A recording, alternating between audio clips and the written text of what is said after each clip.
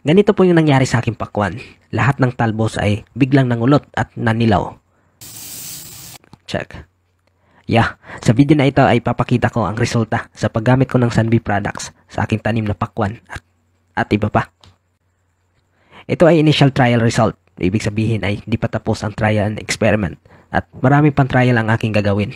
Kung inyong napanood ang maiksing video tungkol sa kamatis na aking ginamitan ng atal, ay pues dadagdagan natin yung informasyon na yan para lubos nyo pong maunawaan. Noong nagtanim ako ng pakwan last year, bandang last quarter, ay nasampulan ko agad ang atal, Immunitor, Floritor, Ashwamig at Anmol at tanging Prabat lang ang hindi ko nagamit. Kasi naghihintay ako na merong whitefly na atake doon sa aking tanim na pakwan.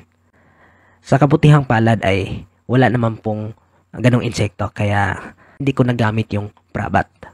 Ganito po yung nangyari sa aking pakwan. Lahat ng talbos ay biglang nangulot at nanilaw. Putik problemado ako nun. Pero sa isang banda ay tila natuwa pa ako. Bakit ka mo? Dahil gusto kong masubukan ang mga produkto na ito. Itong atal na isang virus controller. Kako magandang pagkakataon nito. Kaya agad ko itong kinuha at hinanda. Ayos rin ang battle nitong Sunbee products. Selyado talaga masyado.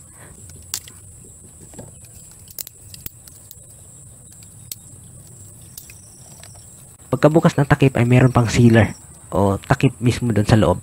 At kailangang hihilain lang ito gamit ang kahoy o kaya bakal na kasya sa butas nito panghila. Kasi kung hihilain lang natin gamit ating kamay, ay baka maputo lang. So dandahan lang po natin itong hihilain. Hindi po mabaho ang amoy nito at nababanguhan pa nga ako eh. Dahil siguro ito ay gawa sa natural extract. Itong maganda, napakatipid nitong gamitin dahil 3 to 5 ml lang yung dosage nito, yung kailangan nating ihalo sa 15 liters na tubig.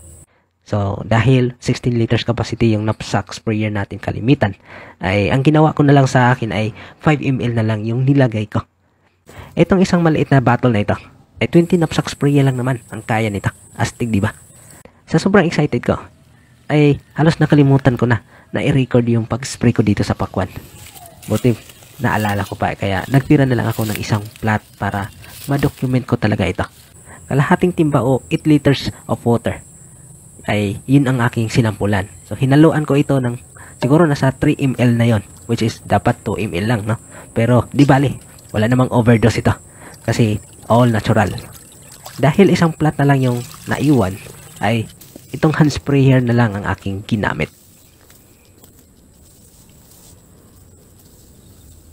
At ito pa, kinabukasan ay inisprayhan ko rin ito ng Immunitor. So naisip ko kasi na gamitan ng Immunitor para bumilis yung pagka-recover ng tanim dahil isa itong growth enhancer. Kung ang atal ay panlaban sa virus, itong Immunitor naman ay para bumilis yung paglago ng tanim. At di nga ako nagkamali dahil pagkaraan lang po ng 4 na araw ay ito na ang nangyari sa aking pakwan. At ito na ang hitsura ng tanim pagkaraan ng 10 araw mula ito ay naisprehan. Grabe, ang kakapal ng dahon at ang lalaki ng sanga nito. Mahalata naman na yung old leaves na kukulubot, sinyalis na kumulot talaga ito nung maliit pa. At yung bagong talbos ay sobrang ganda, ang lulusog na. Nga pala natanggalan ko na ito ng minshot, kaya ang dami ng sanga dito.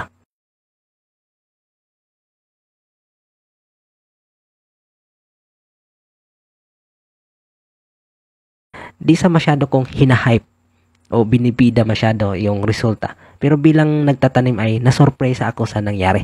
Medyo matagal-tagal na rin ako nagtatanim ng pakwan.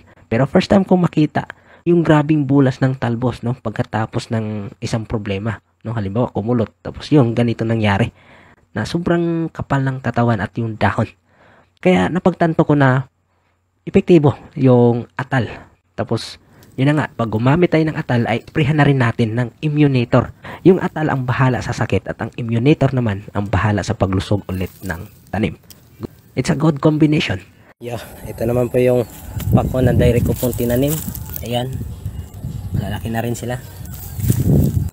Nagamit ko rin dito ang Ashwamig. 2 beses ko ito na-apply na 1 linggo lang din ang pagitan. Ang pag-apply ng Ashwamig ay pwedeng i-spray at maganda rin itong idilig direkta sa puno ng tanim. Pwede rin natin itong gamitin pag nag-seed soaking tayo para mas maging maganda yung seed germination. At so far naman, hanggang nag-harvest ay wala akong nakitang puno na nalanta kahit isa. Pero kailangan ko pa rin ng maraming trial ng ashwamig, hindi lang sa pakwan. Ayon sa literature tungkol sa ashwamig ay mabisa ito pang protection laban sa mga wilting disease, lalo na sa pakwan. Kaya sa mga nagtatanim ng pakwan ay tingnan natin to. Kaya siguro walang nalanta sa pakwan ko. Ako dyan ay kayang protektahan ang tanim laban sa virus, bakterya at fungus o mga soil-borne diseases. All-in-one pala itong ashwamig. At pagdating sa pamulaklak, ay syempre, ginamit ko naman dito ang Floritor. Isang buwan after ko itanim ang pakwan o isang linggo bago ako magpabunga, ay inumpisan ko nang i-apply ang Floritor. So, 2 beses rin ako nag-spray nito, na isang linggo yung pagitan. Ang Floritor ay flower enhancer para sa pamulaklak at para maiwasang mahulog ang bulaklak. Anti-stress din po kasi ito. Naalala niyo po ba yung pinost kong video na tila nagmi-meeting ang bunga ng aking pakwan? Dahil dikit-dikit ito. Wala akong ibang in-spray during flowering stage, kundi Floritor lang.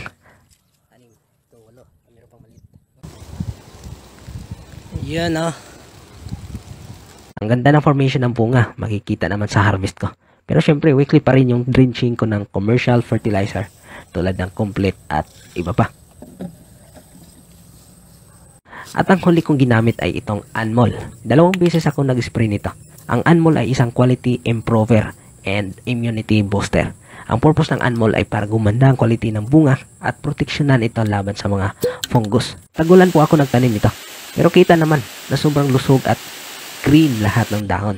Walang fungus po yan. Ngayon, punta naman tayo sa trial ko dito sa kamatis.